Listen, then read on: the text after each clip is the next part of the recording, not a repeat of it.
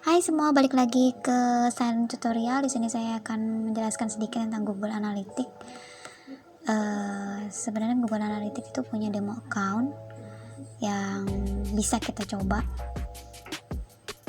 untuk cek-cek bagaimana caranya tahu tentang isi dari Google Analytics sendiri. Saya menggunakan Google Analytics itu dari 2015 ya, 2015. Jadi udah cukup paham, walau kadang masih juga kebingungan. Kebanyakan campaign-campaign adalah campaign awareness, nggak sampai yang e-commerce gitu, nggak sampai ngitung berapa revenue atau berapa goalnya. Tapi balik lagi ke sini, kita bisa ngecek sih di Google Analytics itu berapa yang jadi revenue-nya. Nah, ini kalau kita masuk ke Google Analytics, setelah kita install, harusnya itu bisa ngecek ya dalam 24 jam gitu lah ya, bisa ngecek aktivitas yang terjadi di Google Analytics-nya. Ini kalau kita lihat di sini, ini ada usernya, report usernya ini 9.500, terus revenue-nya $800, conversion rate-nya 0,16, session-nya 12.000. Ini masing-masing bisa diklik sih sebenarnya. Terus active user ada sekitar 100 karena udah turun ya. Terus ada tiap active user, ada beberapa top page yang bisa dilihat sama si active user. Ini bisa sebenarnya bisa diklik ya, ini mau 7 days atau 8 days atau 3 days gitu.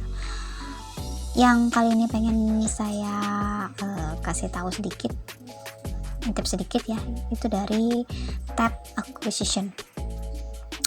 Jadi tab acquisition ini biasanya saya pakai untuk ngecek seberapa banyak sih traffic yang masuk dari berbagai source.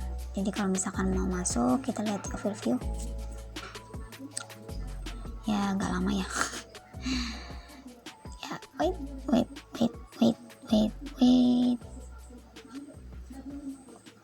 Mungkin ini harus napas dulu dia. Ya, ini kita bisa lihat di sini dari all user, 100% user, dari range waktu periode 20 Agustus. Oh, mungkin kita bisa cek dari awal bulan ya, sampai 26 Agustus. Apply. Ini adalah report overview untuk acquisition. Kita bisa lihat di sini dari channel groupingnya. Ini adalah top channels-nya atau source-nya yang ternyata yang kalau kita lihat ya beda-beda tipis lah ya, organic search dan direct. Sebenarnya ini sudah pada umumnya ya terjadi, ada beberapa, ada satu website ketika saya menjalankan SEO campaign itu memang tinggi dari organic search-nya, ada juga yang tinggi dari direct-nya. Berarti itu sinyalnya sudah bagus sih kalau misalkan orang cari di Google Search. Kalau dari sini itu maksudnya orang nyari di Google Search dan langsung cari brand kita dan dia ngeklik salah satu page yang muncul di Google Search itu. Dan kalau ke direct itu sudah tahu ya URL website kita, dan atau dia simpan itu sebagai bookmark. Kalau yang ini referral, itu berarti website luar tuh udah banyak banget masuk ke website kita, kayak semacam off page-nya sudah bagus ya. Dan ini sosial dari Facebook, Instagram itu banyak banget masuk ke website kita. Terus dari display juga, affiliate aku kurang begitu paham, tapi yang biasa aku lihat itu adalah data dari organic search, direct, referral, sosial atau others. Di sini others. Nah, di sini others nih kadang bisa masuk di sini kalau ada campaign ya yang sedang jalan. Ini data usernya. Kalau kita lihat ternyata data usernya itu tertinggi di bulan Agustus ini di tanggal 4. Itu sampai sekitar 3.700 sampai 4.000 ya. Nah, ini untuk conversionnya tertinggi di hari Jumat. Ini mungkin bisa dicek lagi kalau misalnya kita punya salah satu yang spek tinggi ini, apa yang terjadi. Mungkin karena pada saat itu nggak ada promo kalau e-commerce ya, atau mungkin pada saat itu ya memang habitnya tuh di awal-awal bulan tuh memang tinggi visitor yang masuk. Atau bisa jadi kayak kalau dari segi SEO tuh kita sedang memasukkan konten di beberapa hari sebelumnya atau seminggu sebelumnya atau 2 minggu sebelumnya, dan itu sangat relevan untuk user-user yang masuk di Agustus ini. Mungkin konten yang seputar 17-an gitu ya kalau di Indonesia.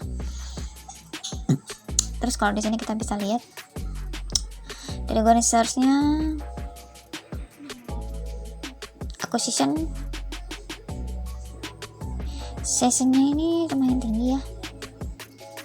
Ini sebenarnya bisa diklik sih kalau misalnya pengen tahu lebih lanjut, tapi kita lihat dulu dari sini.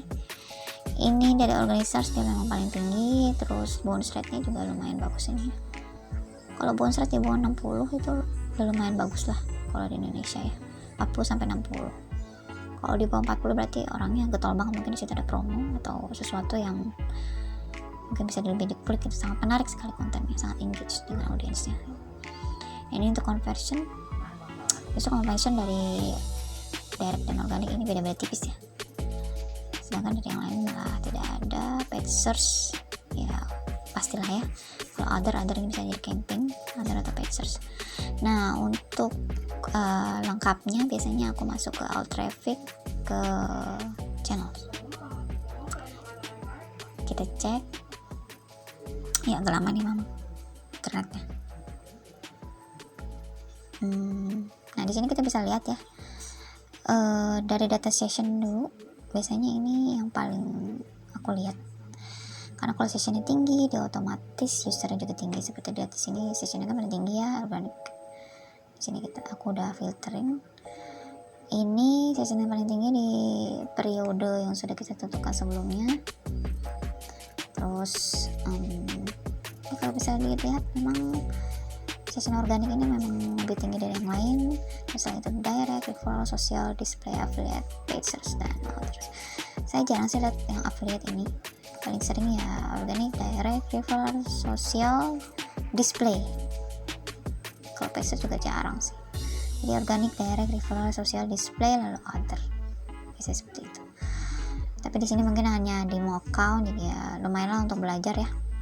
Dan di sini juga ada selain user, new user, dan session, di sini ada bounce rate. Bounce rate ini biasanya dia pertanyaan yang biasanya di sini bisa dimanipulasi menjadi 0. Ya 0% bounce rate itu ada, itu eksis. Walaupun agak-agak nggak mungkin ya. Tapi 0% bounce rate itu bisa kita kondisikan kalau kita masukkan banyak banget tutorial ya di YouTube ataupun di search aja di Google gimana caranya menghasilkan bounce rate 0% di Google Analytics. Page per session ini juga mungkin jadi salah satu indikator ya. Kalau konten itu menarik, semua konten menarik itu rata-rata konten itu menarik untuk audiens di sebuah website. Ini angkanya bisa lumayan tinggi. Kayak ini 5,8. Berarti 5 halaman per sessionnya. Jadi memang ini sangat menarik ya. Terus average-nya 3 menit. Nah ini kalau untuk average session ini kita harus tahu nih website kita nih bahasanya bahasa apa. Kalau misalkan bahasanya adalah bahasa ibu seperti bahasa Indonesia ya, kita baca konten bahasa Indonesia itu cepet sebenarnya. Bisa 1 menit, bisa kadang cuma berapa detik, kadang kita cuma ngelihat bagian paragraf pertamanya doang gitu, atau judulnya aja kadangnya. Kalau judul kurang menarik atau gambar kurang menarik kita langsung cabut biasanya kan gitu ya. Tapi di sini 3 menit itu sudah lumayan cukup bagus ya. Apalagi ini dari referral ternyata dia bisa sampai 8 page. Dan bounce rate itu sangat kecil, 30%. Berarti memang mungkin yang masuk dari referral ini adalah sangat relevan dengan apa yang dicari sama usernya, sehingga dia attract banget dengan website kita sampai buka 8 page dalam satu session itu kan normalnya 30 menit. Nah ini bisa sampai 5 menit itu lumayan lama ya di dalam sebuah website. Dan itu kalau bahasa ibu ini kan contohnya adalah bahasa Inggris ya, jadi kalau misalkan bahasa ibu kita atau bahasa sehari-hari kita tuh bisa banyak banget sekian paragraf lah kita bisa baca dalam sekali waktu. Tapi kalau dari lihat transactionnya, ini conversion rate-nya paling tinggi justru dari direct dan search. Biasanya ini jadi indikator utama kalau misalkan punya website e-commerce ya. selama ini belum pernah sih aku pegang e-commerce, dan belum pernah selama ini juga walaupun pernah pegang beberapa website, tapi tidak pernah ada di setting e-commerce rate-nya. Lalu ada transaction-nya juga dan revenue-nya juga. Ini kalau kita set ini sebenarnya bisa. Ini ada beberapa pilihan sih sebenarnya. Ada goal 1, goal 2 sampai goal 4 yang semuanya berhubungan dengan e-commerce. Coba cek goal 4, nanti cek out. Di goal 4 ini sudah dimasukkan ya. Jadi kalau kita lihat di sini ternyata yang paling tinggi adalah dari direct. Jadi orang sudah benar-benar tahu mau ngapain di website ini sampai dia melakukan check out. Ini kalau dibilang bagus atau enggak ya tergantungnya, kita harus lihat dari bulan-bulan sebelumnya, dari periode-periode sebelumnya, minimal tuh ya 5 bulan ke belakang, atau bisa bandingkan dengan yang tahun lalu itu seperti apa kalau untuk e-commerce ya. Karena e-commerce ini walaupun di masa pandemi ini dia tetap eksis untuk e-commerce. Oke, ini adalah dari tabelnya. Coba kita cek di misalkan organic search ya. Biasanya saya selalu cek yang organic search kalau untuk tahu keyword-keyword mana aja yang dihasilkan. Nah, ini adalah keyword not provided dan not set.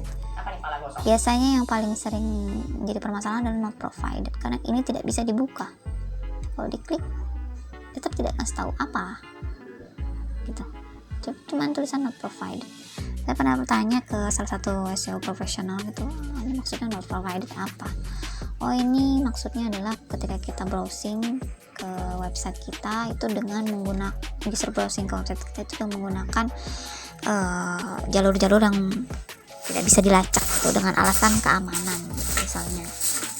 Jadi ya Google prefer untuk tidak memberitahu keyword apa yang dipakai oleh user tersebut gitu. Ya sekali lagi ini saya jarang sih ya pakai data yang ada di sini, karena not provided itu bukan sesuatu data yang bisa kita kasih ke klien, apalagi sessionnya yang dihasilkan besar dan user yang dihasilkan juga besar. Not set jarang sih sekarang, not set jarang. Mungkin untuk memecahkan masalah not provided ini sebenarnya banyak juga di Google, tinggal search aja. Kalau pakai cara saya biasanya saya cari dari tab search console, masuk ke queries, lalu di sini ada query apa aja yang dihasilkan, kan top 10 kita bisa pilih sampai 25 sampai 5.000 bahkan, yang menghasilkan clicks tertinggi dan impression tertinggi. CTR itu sangat penting juga. Berarti kalau CTR udah tinggi banget sampai 22%, itu berarti memang relevannya masuk itu dari keyword tersebut. Kayak keyword YouTube merchandising itu sangat luar biasa sampai 22%. Jadi orang terinimpresi, bukan cuma terinimpresi dia, tapi juga dia mengklik. Ini dibutuhkan meta tag, meta title, description yang lumayan kuat ya. Dan ini bisa dilihat ini posisinya. Itu tadi dari all traffic channel bagian organik yang bisa kita kulik. Sebenarnya banyak ya, dari direct juga. Dari organik itu kita bisa lihat juga source-nya itu dari mana aja.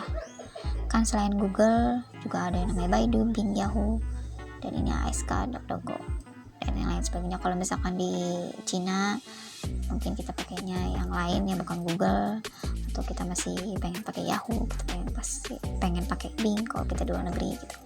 Lalu untuk organic channel kita bisa lihat juga landing page-nya yang paling bagus itu apa.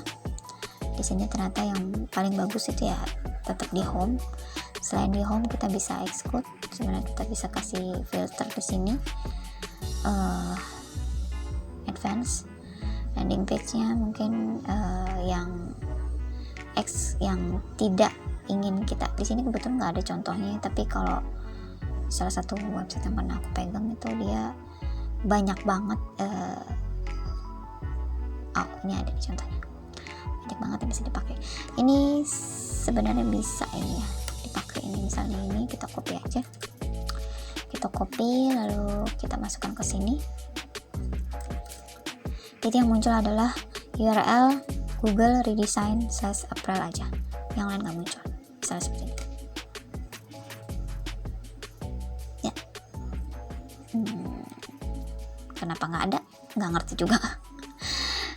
Harusnya sih nggak ada ya. Error ya, harusnya itu tadi muncul,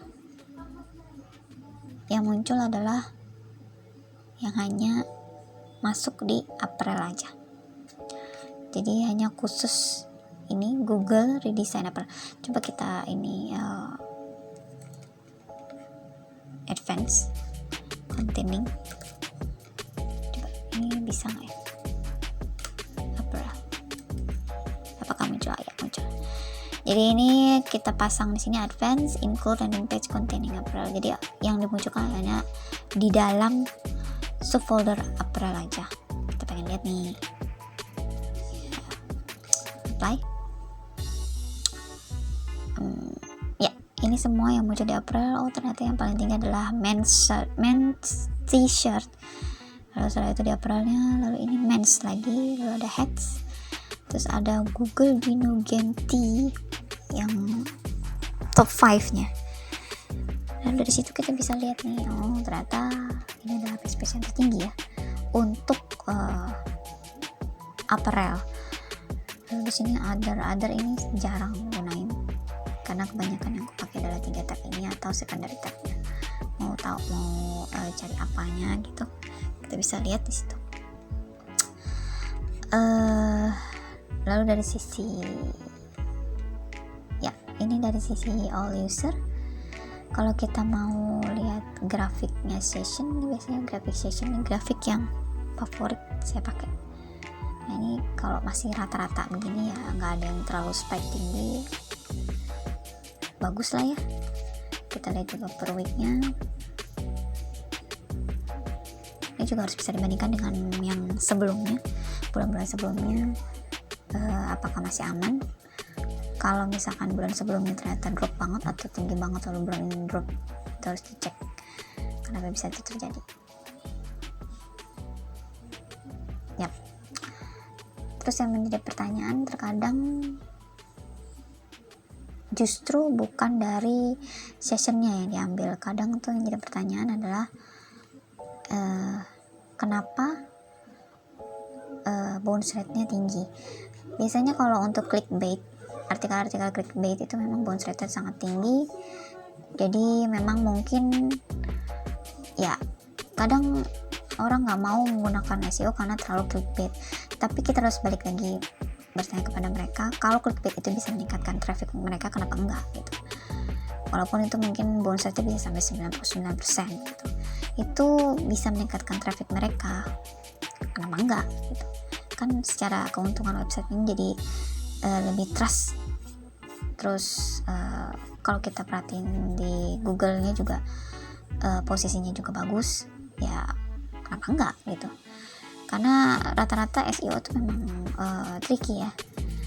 Semakin dia relevan, bisa jadi hari ini kita di page 1, minggu depan kita tidak di page 1 karena mungkin Google merasa kita kurang relevan, kurang menjawab pertanyaan, itu ya bisa aja terjadi. Tapi kalau bounce rate itu bisa 90% dan mereka menganggap itu sebagai suatu kegagalan, itu salah sih. Karena bounce rate itu kalau kita jalanin campaign itu bisa dilihat bounce rate itu sampai 99% pun bisa. Karena kalau kita setting campaign itu kan untuk SEM lah, taruhlah itu bisa melebar topiknya. Tapi kalau SEO kan memang sangat-sangat harus relate dan menjawab pertanyaan dari user-user yang sudah masuk ke Google Search. Nah itu yang harusnya menjadi concern mereka, bukan angka bounce rate-nya. Jadi kita harus balikin lagi mereka, Anda pengen banyak traffic kan Pak gitu. Atau Bu, bukan menurunkan nilai bounce rate. Kalau Ibu mau menurunkan nilai bounce rate, Ibu harus hire orang-orang yang jago di bidang jurnalistik atau PR yang jago yang bisa membuat konten yang sangat bagus, mungkin 1000 kata, 1000 sampai 3000 kata yang benar-benar relevan dan mungkin nanti bisa dijalankan dengan SEO yang sudah berjalan. sebenarnya harus diperhatikan oleh SEO campaign tuh ya dari sessionnya aja paling.